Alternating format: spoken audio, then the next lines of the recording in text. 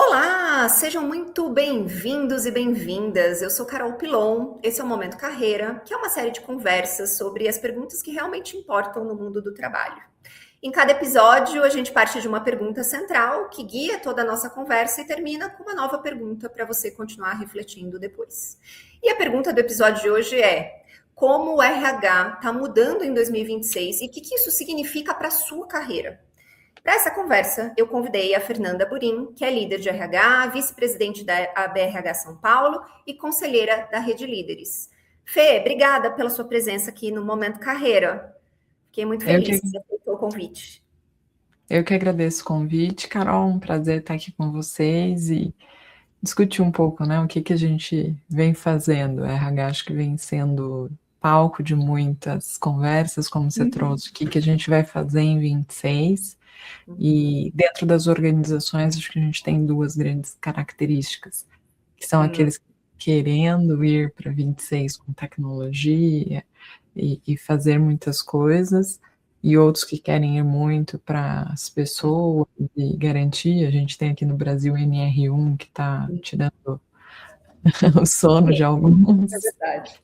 mas É acho que verdade. nesses dois ambientes, nessas duas características, a gente vê, tanto em pequenas quanto grandes empresas, como um desafio comum, que é como eu garanto o básico bem feito. Acho que essa é uma conversa que eu vejo em vários ambientes acontecendo no 2026, independente se eu estou precisando de mais tecnologia ou se eu estou precisando de mais cuidado com as pessoas, como que eu garanto as coisas, básico bem feito mesmo de RH. E aí vem desde folha de pagamento, os processos de performance, enfim, mas como que eu tenho tudo isso bem amarrado. Então eu vejo isso como os nossa grande ponto de partida para 26, né? Tá tudo bem estruturado, tenho clareza.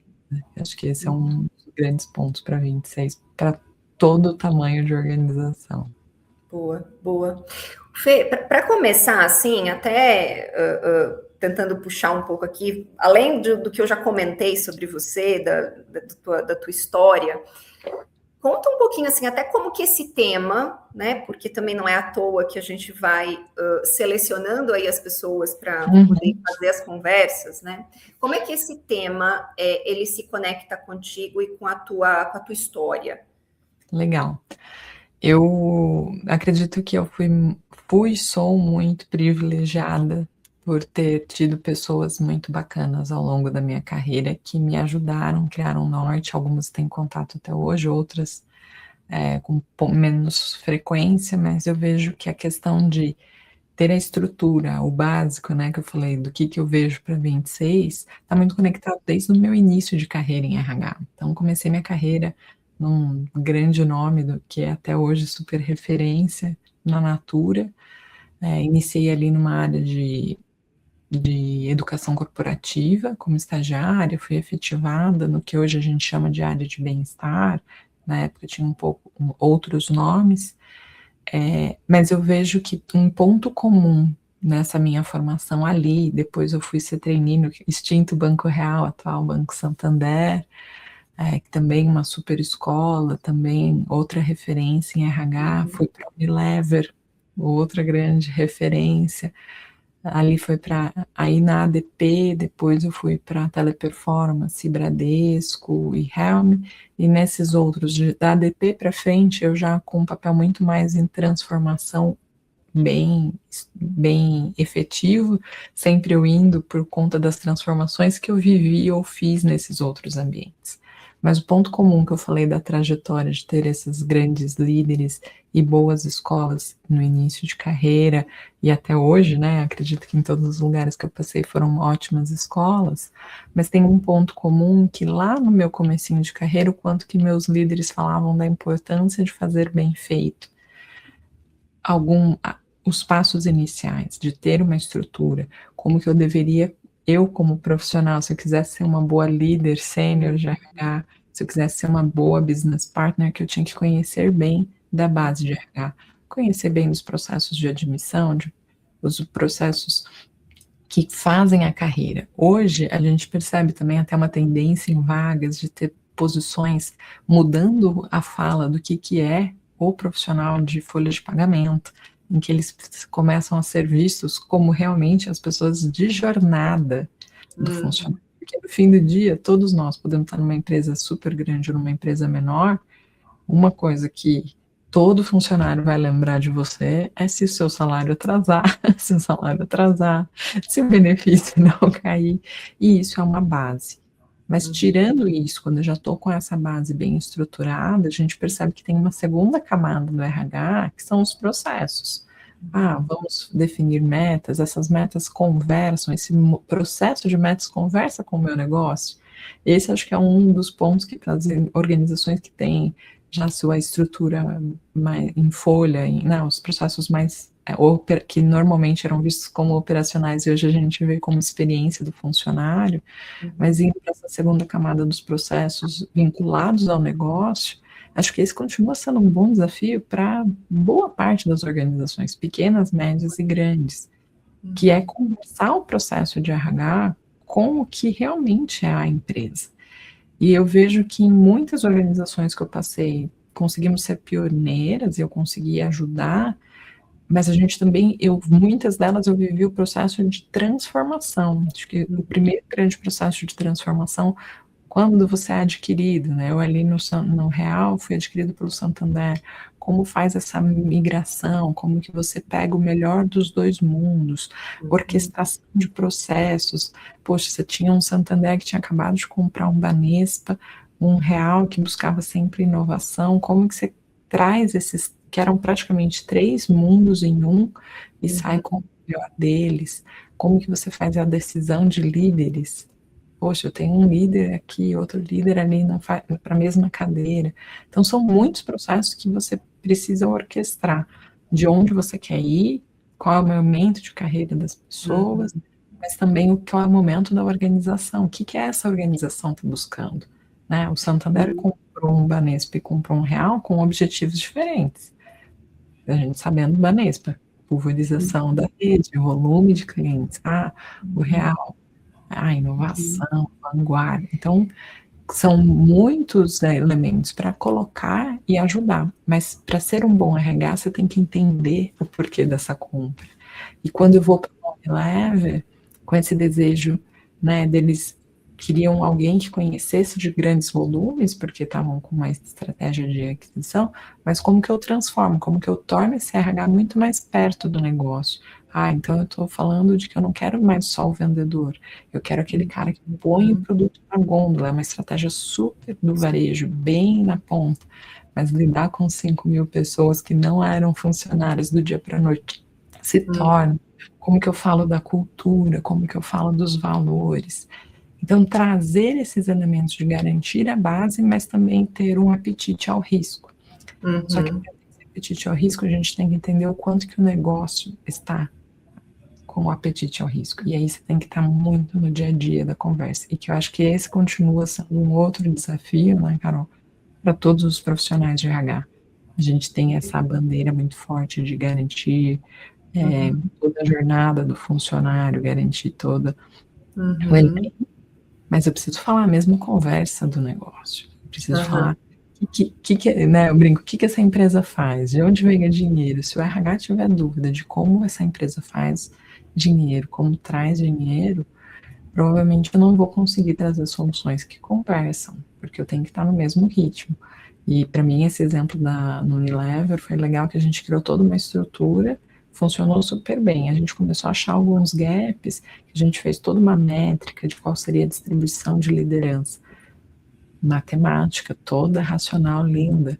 A gente só esqueceu de uma coisa, que no Brasil a geografia não é matemática assim, que uma coisa são 20 quilômetros na cidade de São Paulo, no estado de São Paulo. 20 quilômetros pelo interior significa, às vezes, quase que um dia de viagem, porque você tem que pegar navios. Então, não é a mesma matemática. E esse cuidado tem que conversar. Então, como que a gente conversa, traz essa discussão para o negócio, falar, olha, a gente falou de spam, de liderança de 1 para 20, mas a gente percebe que é 1 para 20 nas grandes regiões. Quando a gente vai para o interior, a gente vai ter que entender geograficamente. E isso, hoje, olhando para como conversa, essas experiências, tanto Santander, Unilever e Natura, acabou fazendo com que eu me tornasse uma profissional muito vinculada com projetos de transformação. Então, eu fui para a ADP por conta da expansão da ADP, no momento em que estava tendo toda uma mudança de legislação, eles crescendo muito, tanto funcionários, mas também clientes, precisava de uma estrutura. Fui para uma teleperformance também no momento de expansão gigante, saímos de 7 mil, 15 mil funcionários em menos de um ano. Então, grandes volumes, e com que isso a gente se torna mais próximo do cliente. E aí, quando eu vou para uma organização gigante, como um Bradesco, eu tenho um outro mundo. E eu falo que agora o mais bacana agora estava na Helmin, que eu tenho um cenário oposto. Tenho uma empresa super pequenininha, super enxuta, mas que o meu papel era muito parecido com o anterior. Eu tinha que ter um olhar em todas as subsistemas de RH, onde tem oportunidade de melhorar com custo, onde tem oportunidade de proximidade com o cliente e como que a gente conecta, né, as soluções globais com as soluções locais e também não reinventa a roda. Acho que por isso que eu falei, né, eu vejo muita gente falando de como fazer o básico bem feito, porque às vezes as pessoas estão querendo criar ou trazer muitas tecnologias, mas se não tiver com um processo bem desenhado, com as pessoas bem alinhadas, a gente está dando um over. E aí eu fiz uma trajetória, fiz uma linha do tempo rápida contigo sobre a minha carreira, mas em paralelo, eu tenho uma formação em educação, e eu, desde 2017, retomei minha carreira na educação junto. Então, em paralelo com o mundo corporativo também, dando aula em pós-graduação, graduação em algumas universidades. E aí eu vejo o quanto que tem, né, a importância disso, tanto para os profissionais que já vão numa pós ou para quem está em graduação, como que a gente precisa conversar com esses mundos, e aí a importância das gerações, as multigerações. No ambiente de trabalho a gente tem outros desafios também, que às vezes a gente cria muitos estereótipos que acabam dificultando as sinergias. Então, acho que tem um pouco de tudo isso, da minha carreira, mas também da minha para a gente fazer esse bate-papo aqui. Acho que continuar, né, porque eu já falei um monte. A gente tem um pouco, né, assim, acho que você falou uma palavra que enquanto você estava falando, foi a palavra que foi, assim, né, latejando aqui, que é a transformação, né? Então, assim, ao longo da sua carreira, a transformação, seja nas empresas, e seja de você mesma também, porque, óbvio, por mais que tenham sido projetos de transformação dentro dessas grandes empresas, você também, de certa forma, foi se transformando, porque são culturas diferentes, né? E aí, óbvio que isso super tem a ver com o tema, que é justamente esse. Então, e aí, indo direto para a pergunta aqui que não quer calar, então, como que o RH, Fê, está mudando em 2026? E o que isso significa para a carreira das pessoas? A gente atende aqui na Cornerstone Career, a gente atende pessoas em transição de carreira, a gente atende pessoas em recolocação profissional, pessoas que estão no mercado e buscam se recolocar, ou até mesmo pessoas que estão numa empresa, mas querem fazer uma movimentação, né? Então, e o RH sempre é um dos decisores deste processo. Dado isso, né, assim, o que são essas mudanças aí, talvez, para 2026, e como que o que isso significa para este público, né, vamos dizer assim. Eu gosto muito dessa visão de transformação. Em 2017, 2018, eu consegui fazer um curso nos Estados Unidos muito voltado para neurociência, e descobri muitas coisas, aprendi muito, e aí acho que isso ficou mais latente, mas eu vejo também um desafio para mim, que a gente acha que, né, uma coisa é a gente falar de transformação e conduzir processos, mas como que nós também temos desafios de transformação? Eu tenho os meus, você provavelmente tem os seus, porque todos nós precisamos evoluir e desenvolver. Mas quando a gente olha para o RH, que tem acho que para nós, né, que somos profissionais de RH, você é uma consultoria, eu, às vezes, em organizações, mesmo, mas com essa temática, a gente tem algumas coisas que não dá para a gente abrir mão. Quando a gente olha para a legislação, quando a gente olha para a ética, isso são coisas que não é que são negociáveis, é que tem coisas que não dá para você mudar a forma que a legislação fala do salário, não dá para você mudar alguns elementos, porque esses elementos já são dados. É óbvio que a gente precisa olhar e precisa, como profissional, trazer uma discussão positiva. Às vezes tem leis que a gente precisa questionar, às vezes tem algumas coisas. Então, qual é o limítrofe? Então, como profissional de RH, a gente precisa trazer para o negócio, se eu quero fazer algo diferente, quais são os riscos se eu for alguma coisa que está numa lei que está um pouco, como que eu vou dizer, não está tão clara. Mas tem outras que a gente tem uma regra que dá para a gente usar, a gente não sabe o certo. Quando eu olho para uma NR1 que tanta gente está com tanto medo, mas você está com medo do quê? Primeiro a gente tem clareza, qual é o tamanho dessa organização, o que é NR1 é efetivamente para esse tamanho, uma coisa para uma organização que já tem 1000 práticas, que tem uma pulverização gigante, muitos níveis de liderança. Outra coisa é o que a NR1 vai impactar, né? A gente começou falando a loja da minha mãe, 12 funcionários. NR1 ali é muito diferente de NR1 para 10.000 funcionários, mas totalmente diferente. Porque mais do que processos, ferramentas e super soluções, a gente tem uma conscientização. Então, acho que essa transformação do RH, o profissional de RH conseguir entender que, independente de onde você está ou para onde você vai, já que a gente está falando dessas carreiras, né, quanto que as pessoas precisam olhar para si, elas precisam ter uma leitura de cenário, de ambiente muito boa. E esse é um ponto que não está nenhuma cartilha, né? A gente não sabe exatamente qual é aquele ambiente, qual é o cenário. E isso é um desafio.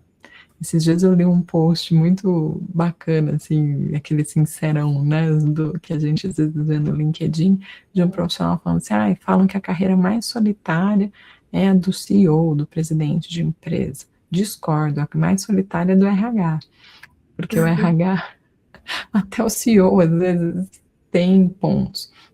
Por mais parceiro que o gestor de RH seja do líder da organização, a gente tem esses desafios, e acho que como que eu consigo mostrar proximidade para reduzir esses desafios, porque quanto mais próximo o RH for dessa liderança, melhor vai ser, porque essa transformação faz com que o RH expanda seu olhar. A primeira vez, lá atrás, quando eu estava como trainee no banco, eu pude ir para uma área de crédito cobrança, eu pude ir para uma área do atacado de negócios, então eu lidando como comercial e lidando com CEOs de grandes empresas. Eu tive um aprendizado naquele momento que eu carrego para minha carreira. Mas quando a gente olha para isso no dia a dia, que linguagem que meu cliente está, como que eu consigo entender, eu sou um super especialista de RH, mas deixa eu tentar ser um pouco business partner. Poxa, eu sempre fui business partner, como que eu sou especialista? Para que eu consiga fazer a conexão, e aí business partner, porque acho que é uma cadeira em que você mais se aproxima do negócio, em que você mais pode vivenciar, porque esse vai ser o desafio. Se você está numa grande empresa, você vai ter todos os chapéus, quer dizer, você vai ter um chapéu específico, você vai normalmente ter, né, a menos que você seja o número 1 de RH, mas você vai ter que ter algum grande tema sob sua responsabilidade. Agora, quando a gente fala de pequenas e médias, e Carol, venhamos e convenhamos, cada vez mais a gente vai ter uma pulverização das organizações, né? A tecnologia, ela traz muita beleza nessa possibilidade de ter redução nas equipes. Acho que a gente também precisa olhar com esse olhar, que às vezes as pessoas, mas está dando muitos layoffs. Calma, mas isso significa que vai ter novas oportunidades, novos negócios, outros tamanhos de organização. Eu não sei quanto mais vai ter super grandes organizações, porque as tecnologias vão permitir com que a gente consiga revisitar isso. E aí a gente precisa, como RH também, acho que tem esse outro elemento de transformação. Como que eu trago essas transformações organizacionais, sociais, como algo natural, sabendo do nosso desafio, né? Lembrando de novo da neurociência, que transformação, mudança não é algo natural. Biologicamente, o nosso cérebro quer a repetição, que economiza energia, mostra segurança. Então, trabalhar essa constante, acho que são outros elementos importantes. Legal, legal. Eu gosto muito disso que você fala até estava anotando aqui algumas coisas para comentar. Quando você fala de trabalhar a transformação, né, de ter essa postura, né, de transformação como algo natural, porque é isso, a gente tende a olhar para essas mudanças de forma negativa. Exato. Né? E é óbvio que a transformação ela vai gerar uma crise, as coisas vão se reorganizar, e até elas se organizarem de novo, óbvio que tem caos envolvido. Exato. Mas como que a gente também leva isso, e aí acho que transpondo até para todas as outras relações, né? Como é que a gente também pensa na transformação como algo, não diria positivo, porque nem sempre é para algo positivo necessariamente para todo mundo, mas como algo natural e que cada vez mais isso vai acontecer, né? E cada vez mais as pessoas vão precisar lidar com isso também, né? E precisar se adaptar também a esses ambientes, seja nós, e aqui estou me incluindo, né, enquanto recursos humanos, e as próprias pessoas também, né? Essa visão de transformação e como que a gente vai, tudo vai se adaptando. Eu tenho feito muito um paralelo atualmente da transformação pessoal minha, né? A maternidade foi uma das grandes transformações que eu não imaginava que era tanto, apesar de eu falar muito sobre a carreira da mulher, carreira a mãe. Eu, como líder de RH, sempre trouxe muito esse tema, mas vivenciando, hoje eu tenho uma visão bem diferente, né? Tem algumas pessoas que querem engravidar ou estão grávidas e vêm conversar comigo, e eu brinco que eu falo, tô sendo bem sincerona, tá? Desculpa, mas eu prefiro ser sincerona, porque a gente pouco fala do que realmente transforma.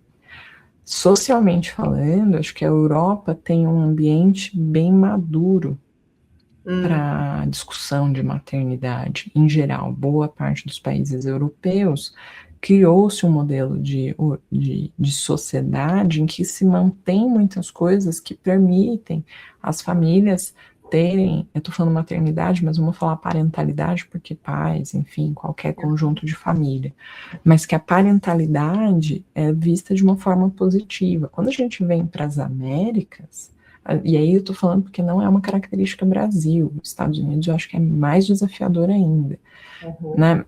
E a gente tem a América Latina com algumas questões. Se a gente olha para os grandes centros, as redes de apoio não são mais como eram antigamente. Então, eu não tenho políticas públicas, Brasil e América Latina, que suportem a parentalidade.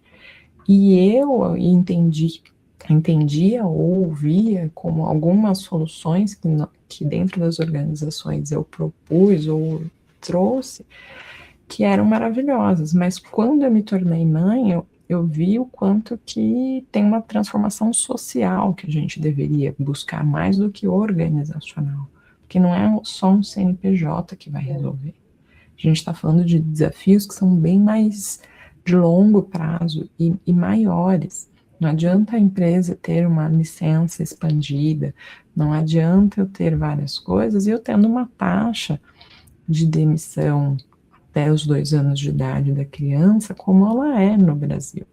Mas isso a gente está falando para o Brasil. Se olha para os Estados Unidos, a legislação mal tem licença maternidade, mal tem licença parentalidade. Para o homem, é como se fosse para o homem e para a mulher nos Estados Unidos, a licença é como se fosse você ficou doente, você fez uma cirurgia.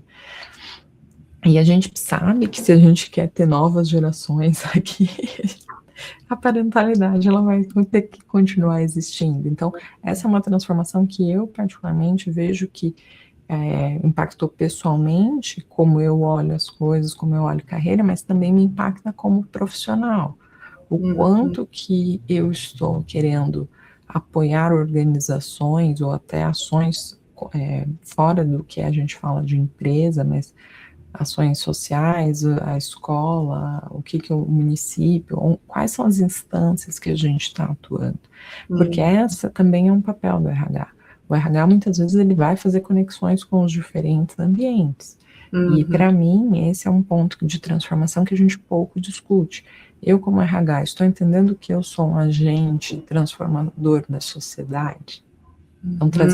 Vamos sair da parentalidade, vamos agora para o dia a dia do RH. Estou entendendo que todas as políticas e processos que eu faço, eles vão impactar socialmente, porque eles impactam dentro do ambiente desse CNPJ que a gente está falando, mas todas as pessoas, todos os CPFs vinculados nesse CNPJ vão impactar. Então, estou falando de ter o 6x1, estou falando de trabalho híbrido, retorno 100% ao presencial. Quais são os impactos reais de tudo isso? A gente, às vezes, tem dificuldade de argumentar com a liderança a importância de fazer um trabalho. Eu não estou falando que não tem que ter escritório, porque eu acho que é importante, é uma forma até de você ter as trocas mais saudáveis, a conexão do ser humano, quando a gente olha para a saúde, é super relevante. Mas eu preciso ter horários como são, todas as reuniões precisam ser presenciais, todas as trocas vão ter. Estou falando isso, e aí, fazendo a conexão, por que eu falei sobre parentalidade? Porque o horário escolar não conversa com o horário corporativo. O horário de atendimento médico não conversa com o horário corporativo. Só que se eu consigo falar de flexibilidade mais do que trabalho presencial, né? Então, eu tenho home office. Eu não sei se é home office que as pessoas precisam. Eu acho que as pessoas precisam de flexibilidade. Né? Então, hoje eu vou levar meu filho, amanhã é meu esposo que leva. Tudo bem, eu já consigo uma flexibilidade, mas eu consegui chegar depois que eu levo o filho na escola, consegui sair antes do meu filho sair na escola. Porque senão a gente começa a fazer coisas que não cabem, né? Todos os salários comportam você, né? Você está fazendo toda essa dinâmica. Então, o seu funcionário vai ter alguém que vai buscar o filho, que vai levar o filho, que vai olhar o filho. As contas não fecham. E acho que esse é um outro papel do RH, como que a gente traz discussões, não estou falando que a gente tem que se dar salários gigantes e que todo mundo tem que ter da base, tem que ter isso, porque eu não acho que essa vai ser a solução. Acho que tem soluções mais simples como essa, de como a gente olha para a flexibilidade. E para transformar socialmente e também as organizações, eu tenho que conseguir fazer todas essas conexões. Mas se é um ambiente em que está em crescimento constante, poxa, o volume de horas que eu vou exigir, o volume de coisas, será que esse profissional, então, se eu estou olhando para uma startup, eu vou querer trazer profissionais com que características? Eu quero jovens startupeiros. Tá bom, mas será que esse jovem startupeiro também não está querendo ter família? Ou será que eu trazer uma pessoa com mais experiência, que às vezes vai estar com mais disponibilidade, os filhos já estão maiores? Então, tem um conjunto de perguntas que, como RH, a gente precisa ajudar essas organizações que estão em transformação, ou de expansão, ou até de layoffs. Quem são os profissionais que fazem mais sentido a gente manter e convidar para seguir carreira em outro ambiente? Qual é a forma correta de fazer isso? Isso tem um desafio grande, né? E é uma transformação que a gente, como RH, precisa ajudar toda a liderança a fazer e não assumir, porque também às vezes a gente assume, não, deixa que eu conduza, e nem sempre acho que é o melhor o RH conduzir o papel que o líder deveria fazer. Sim. Eu gosto muito disso que você falou, Fê, da questão do agente, do RH como esse agente transformador da sociedade, né? Isso eu acho que é bem interessante que você traz na tua fala, que assim, óbvio, cada empresa tem a sua cultura, tem a sua estratégia, tem a sua forma, mas é interessante a gente pensar, né, e levantar aí essa causa realmente, de como os RHs, como é importante os RHs olharem para isso, porque de fato o RH ele tem esse papel e ele realmente utilizar esse papel da melhor forma possível, né? A gente vê aí muitos absurdos, vamos dizer assim, como recursos humanos. Talvez Sim. aí a NR1 ela vem para nos ajudar, pelo menos numa esfera, na esfera ali, vamos dizer, de saúde mental, da parte psicossocial. Mas é interessante, eu gosto muito dessa tua fala, da gente pensar realmente o RH, principalmente no momento que estamos vivendo, no mundo que estamos vivendo, do RH realmente ter este papel, porque ele pode ter este papel, ele poderia ter esse papel, aqui sem arrogância nenhuma, né? Mas muito no sentido de como ele pode ser uma área que contribui efetivamente, que contribui para o indivíduo, que contribui para a sociedade. Então, eu gosto muito dessa tua fala aí do RH como esse agente transformador da sociedade real, oficial, né? Não só ali na fantasia, no imaginário, né? Naquela coisa que está escrita nas paredes, que está escrito no site, né? Somos pessoas, mas o quanto de fato a gente pode levantar isso e ser realmente pessoas. Claro, a gente precisa defender as questões aí também trabalhistas, as questões empresariais, óbvio isso.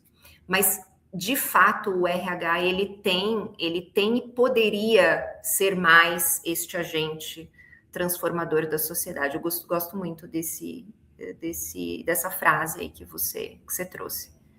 E pensando que como que a gente olha isso como uma tendência para 2026, até para a gente, de alguma forma, né, e convidando as pessoas, né, o que elas devem fazer, ou como que elas podem pensar para 26, o que eu, como profissional, faço, ou como RH, enfim.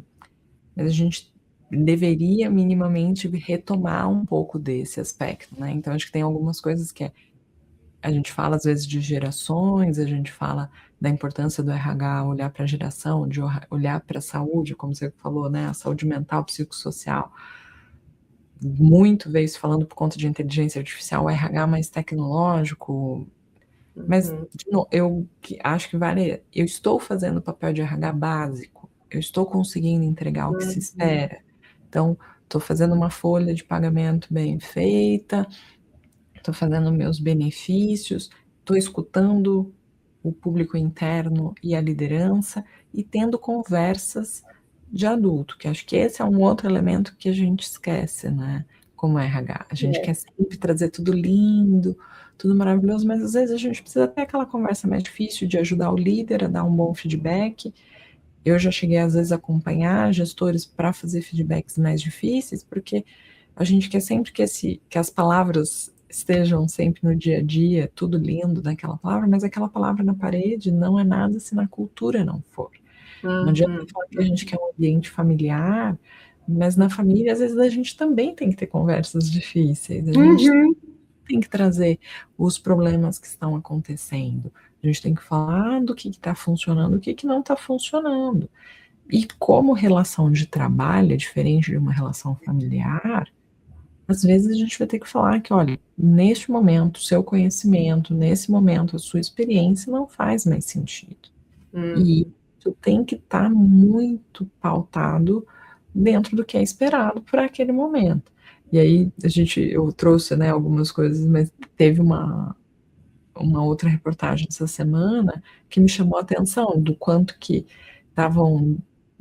virou um caso jurídico, mas uma profissional com muita experiência precisou passar seu conhecimento para uma jovem que estava sendo contratada, porque ela ia ser demitida, porque ela já tinha muito tempo de empresa. Meio que estou resumindo bem simplesmente. E ela se negou a passar para essa jovem, passou mais ou menos o conhecimento. Aí não foi demitida e a jovem não queria fazer aquele trabalho e pediu demissão. Então, por que eu estou trazendo essa questão de conversas transparentes? Por que a gente às vezes tem tanta ambição pelos jovens? Por que que às vezes eu não pergunto ao invés de tomar a decisão pelo funcionário? O funcionário está querendo sair? Ele está querendo se aposentar? A gente não sabe. Você perguntou? Ou é só porque tradicionalmente as pessoas chegam numa certa idade e querem sair? Então essas conversas de adulto vai para todos os lados. Nós com as equipes, nós com os nossos líderes e nós, RH, com nós mesmos, com o CEO ou com quem for o seu líder. Mas essas transparências, então acho que esse é um outro elemento, né, de como que a gente consegue resgatar isso também, né, de que a gente tem esse papel social até nesse aspecto. Você não precisa ser psicólogo, um RH, então eu vou fazer não, amiga, volta lá, a gente está tendo Sim. né, de verdade ou a gente está fazendo pro forma e tentando ser leve nas discussões? É isso. Não, muito bom, Fê. A gente, né, assim, respeitando aqui o tempo até que a gente tem dos nossos 30 minutos, vou aqui para a nossa pergunta, porque senão eu também, a gente A vai gente vai aqui abrir, empolgando. nós vamos ficar aqui a manhã inteira fazendo esse bate-papo, mas até para deixar aí como reflexão, né, assim, geralmente a gente fecha as conversas com uma outra pergunta. E aí, se você tivesse que deixar uma pergunta para quem está assistindo, continuar refletindo sobre carreira, depois desse episódio, que pergunta seria essa, Fê? Sobre carreira, acho que a minha pergunta para todos é: você está conseguindo pensar nas suas diferentes carreiras, nos seus diferentes papéis?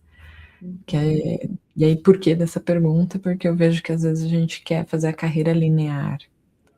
E com toda a mudança social, organizacional que a gente vem vivendo, eu enxergo que a gente cada vez mais vai ter as múltiplas carreiras, às vezes vai ter múltiplas carreiras simultaneamente, ou às vezes acaba uma carreira e eu vou começar uma próxima. E se a gente tiver isso sempre, não deixar isso como um plano B parado, mas é o seu plano A, tá com quantos por cento, né, trabalhando? Tô no 80% no plano A, mais 20% no plano B. Isso acho que é fundamental, porque as mudanças vão existir e você tendo um plano B, o seu cérebro já está trabalhando naturalmente para você não entrar em pânico, porque o plano A saiu. Você só vai mudar o percentual. Então acho que isso é fundamental como profissional, como que a gente está fazendo as nossas atividades nas organizações, estou colocando todo o meu dia a dia para rodar bem, mais 20% para inovar, para mudar, para fazer. Estou com o meu plano individual, a minha carreira, estou lá fazendo muito bem meu papel na organização, mas eu estou fazendo o meu curso de, sei lá, esses dias eu vi uma colega que está fazendo trabalhos manuais e está vendendo, outra quer dar aula. Qual é o seu plano B? Enfim, e colocar isso para rodar. Acho que isso ajuda as pessoas a trazerem mais harmonia para o dia a dia e clareza. Então, isso vai planejar, não dá. A gente não consegue tirar nada do papel sem planejar. Dá, claro que dá, vamos lá. Mas pode virar um over, né? Falar, então a moça falou que eu tenho que fazer um plano B, agora eu tô sofrendo, não dou conta nem do meu dia a dia. Calma. Não dou conta do A, né? Quem dirá o B? Então, mas é tomar consciência, né, do que tá ali no seu dia a dia e orquestrar. E eu gosto disso que você fala, né? Porque, e também até o papel RH, né? Puxando de novo esse ponto, que é uma vez que você traz isso como uma profissional, uma executiva de RH, trazendo isso de forma geral, não só específica para outros profissionais de RH, o RH também não ter preconceitos em relação a isso, né? Porque muitas vezes isso acaba acontecendo. Então, de que forma, pegando também lá o gancho do agente transformador da sociedade, né? Do RH como este agente, como que o RH também ele olha para isso com bons olhos, né? E não com aquele olhar de Tá trabalhando aqui, mas está fazendo aula de cerâmica, daqui a pouco vai ser empreendedora, vai abrir a loja de cerâmica, sei lá, né? Cerâmica tá na moda agora, eu Tá falei na cerâmica, moda, exato. né? Enfim, então a gente olhar isso positivamente, né? E não de É, forma. e sem.